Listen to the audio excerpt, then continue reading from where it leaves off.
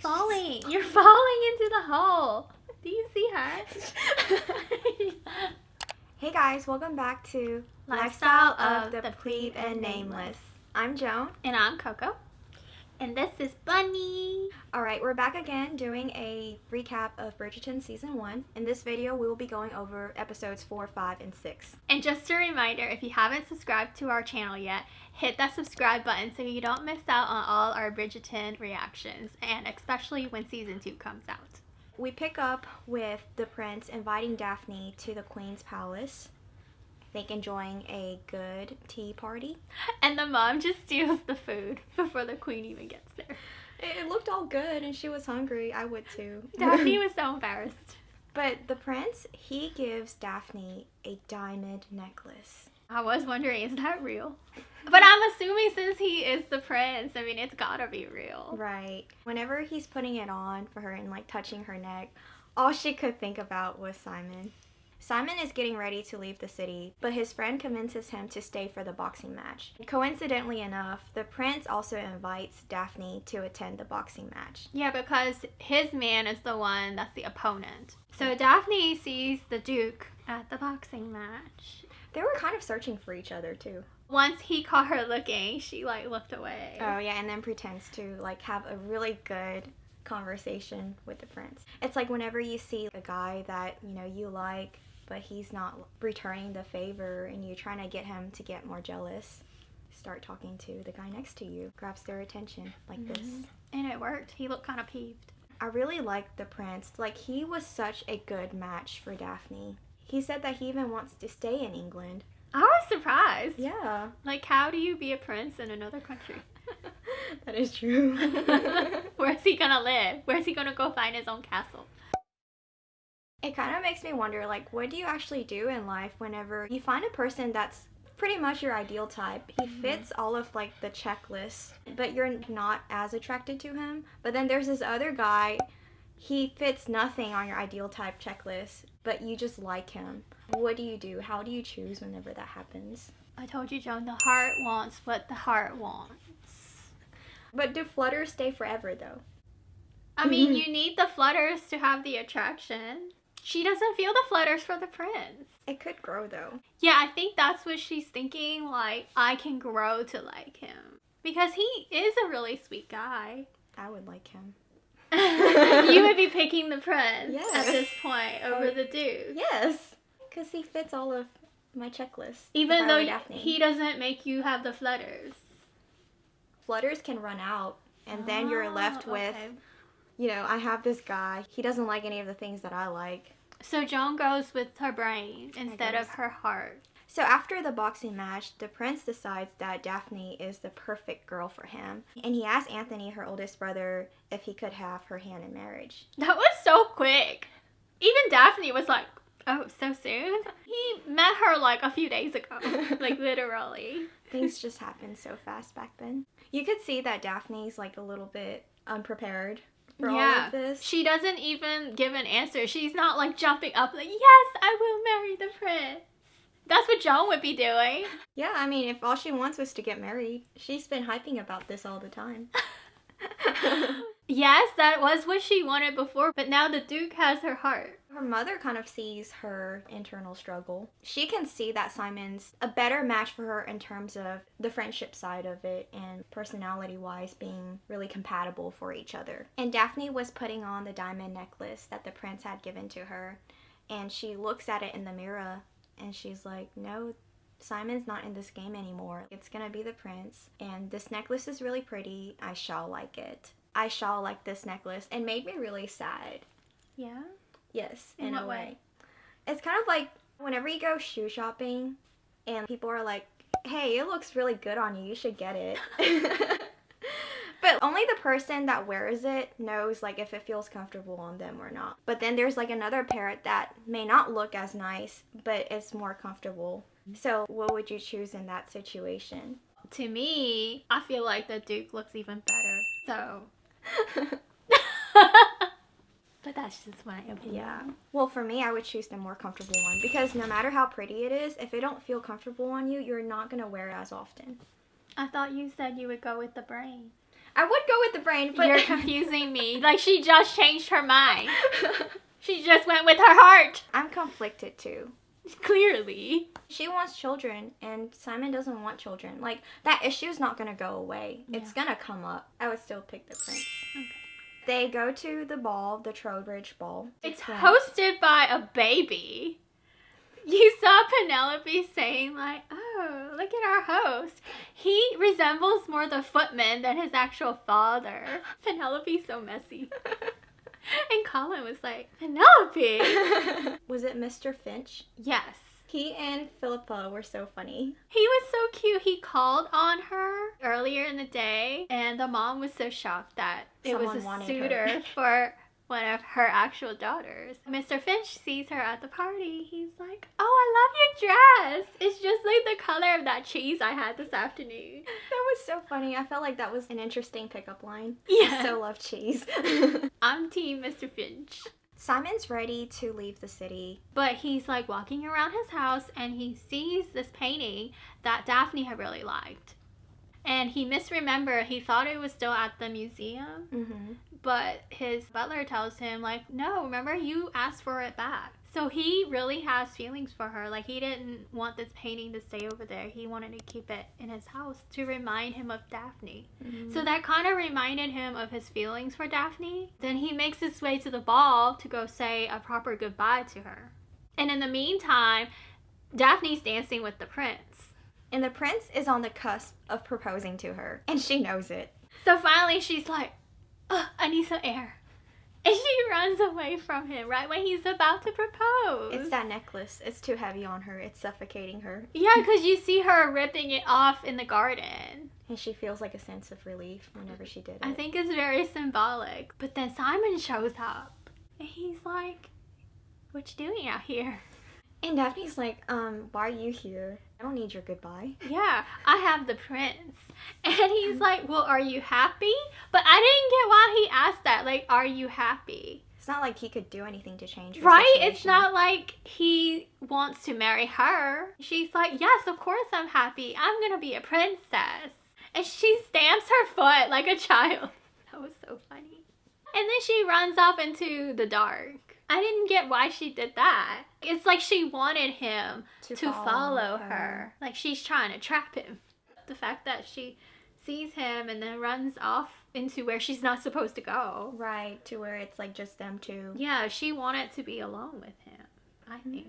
So he had no choice but to go run after her to make sure she doesn't get taken advantage of. But then he's the one who ends up taking advantage. Yes, he kissed her first. He couldn't help himself.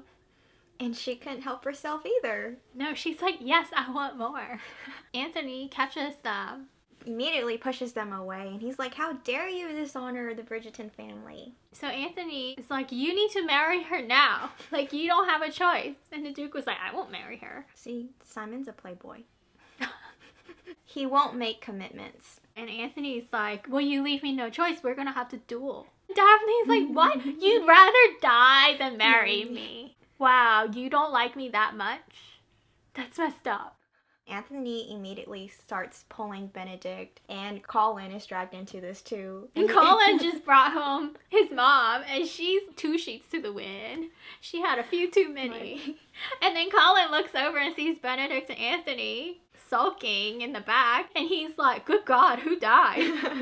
I love Colin. Colin is like so funny. It was funny whenever Anthony and Benedict were talking, because as long as they duel, doesn't matter what the outcome is, Anthony won't be able to stay in the Bridgerton family and uphold the family name anymore. Yeah. So he's like, after this, I'm gonna have to pass everything to you, Benedict. And Benedict's like, whoa, that's not what I want.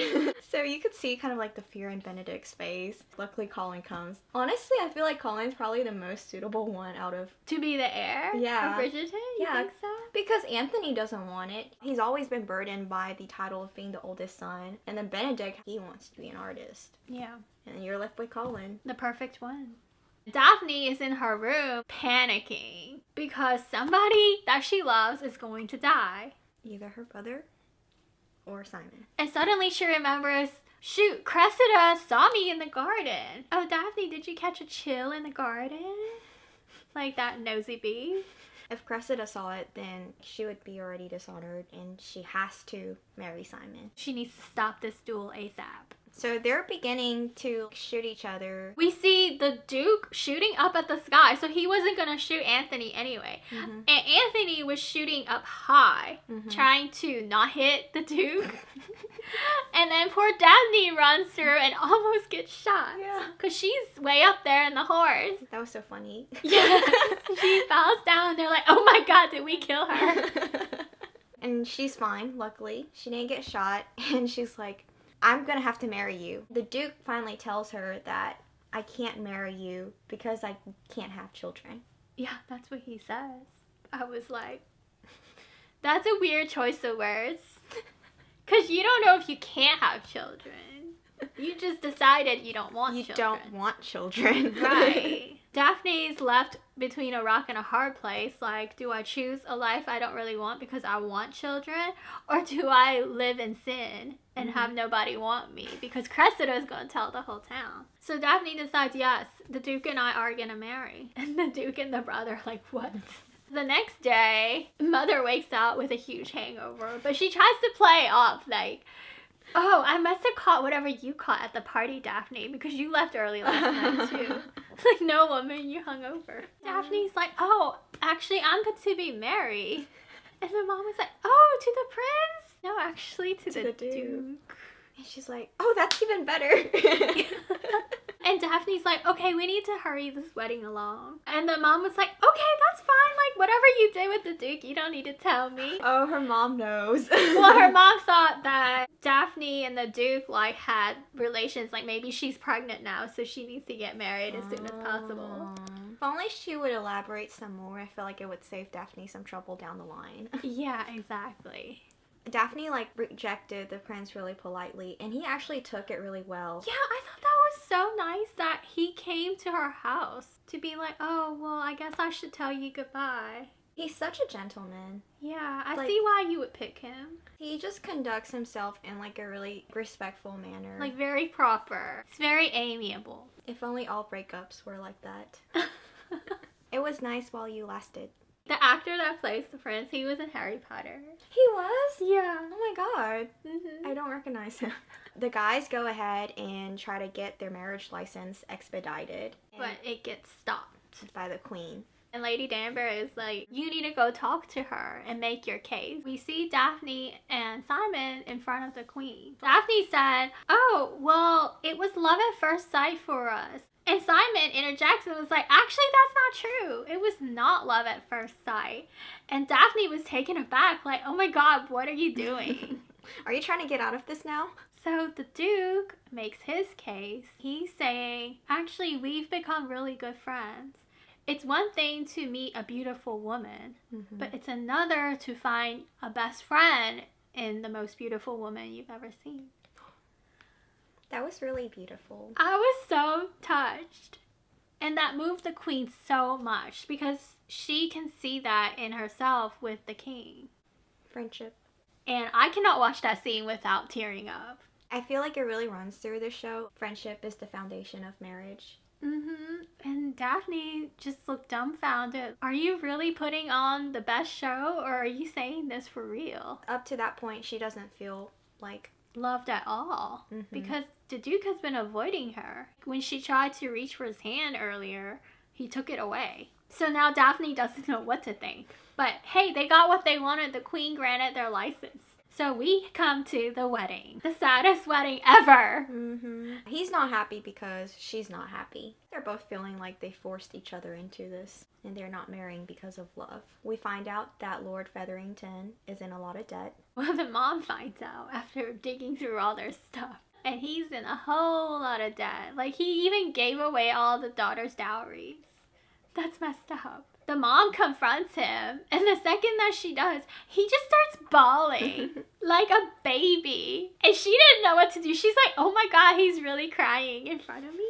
You can tell she was like shocked. Like, what do I do with this man? He's like a man-child. So that pushes Lady Featherington even more pressure to get Marina married off to this older guy. And Marina makes her case for Colin. Don't you want to be connected to the Bridgertons? Like, if I can marry a Bridgerton, then it'll elevate you guys as well. Mm-hmm. And Lady Featherington is interested in that. At first, I felt bad for Marina, but now with the whole Colin plan, I don't like her. Yeah, because she's showing how selfish she is. Yes, at the expense of Colin. And Penelope, she kind of feels responsible for giving Marina ideas about Colin. Yeah, because Penelope was the one that pushed Colin onto Marina at the party. She was like, oh, poor Marina, look at her. And Colin was like, oh, I can go save her. And that's when Colin really started getting more interested in Marina. And we come to Daphne and Simon's wedding reception at the Bridgerton house. And oh my god, the food looks so amazing. Like, they just want to put all their food in towers. Who doesn't want an asparagus tower? I do. It looks so pretty though. Yeah, like a plant. And there we see Marina trying to seduce Colin. Yeah, the poor guy. She's just trying to trick him and put him in like a compromising situation. But luckily Colin still withheld his gentlemanness. I love his innocence. Me too. The queen runs into Eloise, who is in search for Lady Whistledown, because earlier she was looking in the maid's room because she thought that maybe Lady Whistledown is a maid, and that's how she gets her gossip. And the maid just like laughs in her face. Would we be emptying your bedpans if we were that rich? So she's like, okay, Lady Whistledown must be someone who's educated, can attend parties and balls. The queen is really interested too, and she's like, oh, I want to see all of the evidence that you have collected. And Eloise is taken aback. She's like, you want to know who Lady Whistledown is too? So now they're gonna, I guess, be in cahoots. Investigate. That was really cute. The queen stops and talks to Daphne. Well, I'm surprised by your choice. But at the very least, you'll enjoy your wedding night. Wink, wink. And Daphne's so perplexed. Like, what is she talking about? What's so special about it? She doesn't know. And finally, her mom and Daphne have the talk. But she doesn't even get to finish it. No, and her mom's like totally failing at it. She's like, puppies, flowers, you know, that stuff. And Daphne's like, wait, what? What does that mean? After the reception, the carriage comes to pick up Daphne and Simon to go to their honeymoon spot. Simon breaks the news like, oh, we're going to be spending a night in an inn. And Daphne's like, what?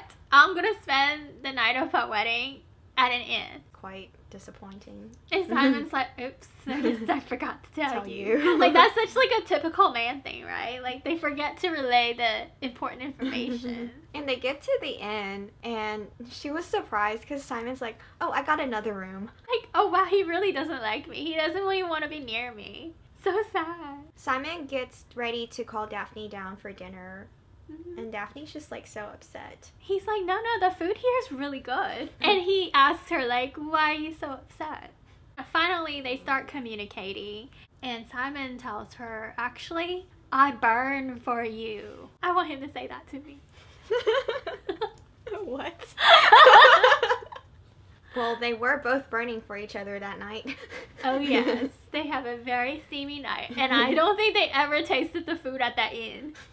Simon and Daphne arrive in Cliveden, and they're at Simon's childhood home. It's so big. It's like the size of a palace to me. Yes. See, it's not so bad that she didn't marry the prince. She married a duke instead. And that's only his countryside home. He has many homes. Many properties. And then we come to the biggest sex montage ever. Pretty much takes up half the episode. It was so steamy and juicy. Very casual. All throughout. It was hot. We see Miss Coulson taking Daphne on a tour around the house, and she shows her like all of the rooms, and Daphne is planning like, oh, I'm not sure about the wallpaper, maybe I should change it. She's like, you don't like what I have here, but this is how it's always been. She starts throwing shade at Daphne, especially whenever they walk up the stairs and they see the painting of Simon's mom. Miss Coulson's like, yeah, she's how a duchess is supposed to be. She was perfect in every way. And she, like, gives Daphne the eye. And all Daphne knows is what her mama told her to do. She tries to go and get on the head housekeeper's good side. So she has a meeting with her. Yeah, I was like, man, Daphne, you've got good social skills. And the housekeeper starts talking about the old days with Simon's mother. How she had trouble having a child with the old duke. That's when Daphne learns something. She hears from the housekeeper that the womb does not quicken without good seed. She's like, seed? Huh. What is that stuff he has in the tissue? Is that his seed? So she runs to Rose and asks her, like, Rose, tell me exactly how a woman gets pregnant. And Rose was like, wait, what? I shouldn't be having this conversation with you. Didn't your mom have it with you already? And Daphne was like, no, she told me nothing. So she finds out that the Duke has been lying to her this whole time. It's not that he can't have children. He doesn't want children. Back in London, we see Colin announcing his engagement to Marina. And everyone's taken aback, especially the mom. Yes. Anthony comes up to her like, did you know about this? I think it's because, like, he's the youngest one out of the boys. Yes. And his two older brothers have not. No, they're still raking around. And he's out there all ready to start a family. And people are looking at him like, you sure about that, son? Marina tries to talk Colin into just going and elope. Which worked. They plan on going to elope the next morning. Man, Colin is so easy to dupe. See, at that point, I got so mad at Colin. Yeah? Yeah. Why? Like, I know he's a victim. I know he's a victim, but I felt like he just wasn't rational enough. Like, he was just so taken up by love and just wanted to, like, get married. And at that point, I just felt so bad for Penelope. I was like, you know what, Colin? Maybe you do deserve to marry a woman and have a kid that's not your own. Why are you so stupid, guy? So Penelope goes and tries to find those letters in Marina's room. And she finds out that the letter that Marina had received was forged. Penelope tells Marina that these letters are not from George. He didn't dismiss your pregnancy. And Marina's like, yo, this doesn't change anything. Like, he hasn't written back to me anyways. So that gets Penelope so mad and upset. She runs over to Eloise, who they've actually been fighting. Earlier, whenever Eloise was all happy and about trying to tell her new discoveries on Lady Whistledown's identity, Penelope was just so mind-bogged and clouded about this dilemma that she has, Colin versus Marina, that she just tells Eloise, enough. Like, I don't care about Lady Whistledown. I have real problems, Eloise. Not everyone can be a pretty Bridgerton. So they had been not talking for a while up until this point. Penelope has decided that, like, I need to do what's right. So she makes up with Eloise and tells her of the situation. And somebody must have been there listening. Because the next morning, the latest edition of Lady Whistledown comes out. With the biggest scandal of this season.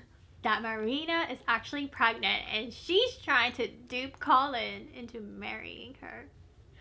Thank God, too. Yeah, it's scandalous, but good thing before they went and got eloped. Exactly. Colin dodged a bullet.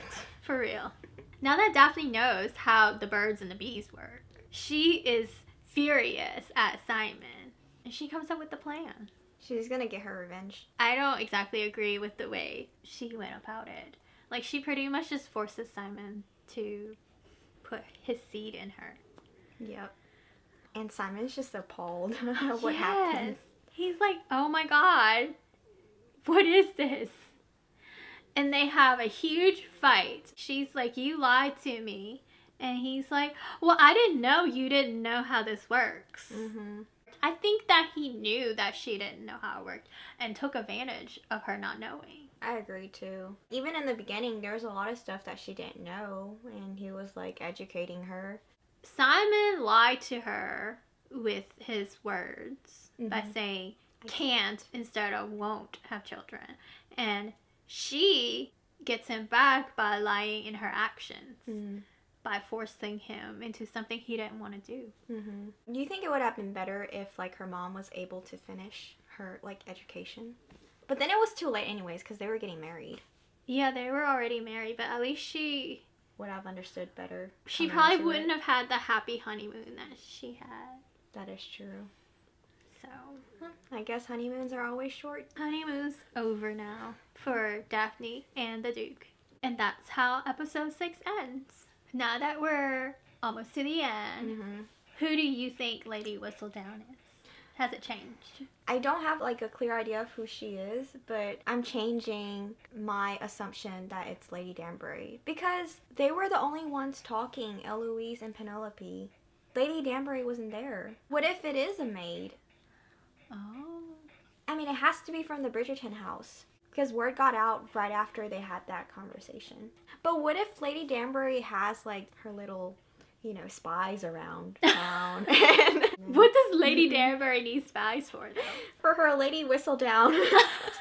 For her entrepreneurship. For her column. Yeah, for her Lady Whistledown column. If you stayed with us till this point, be sure to leave us a cheese emoji. Because, like Mr. Finch says, I so love cheese.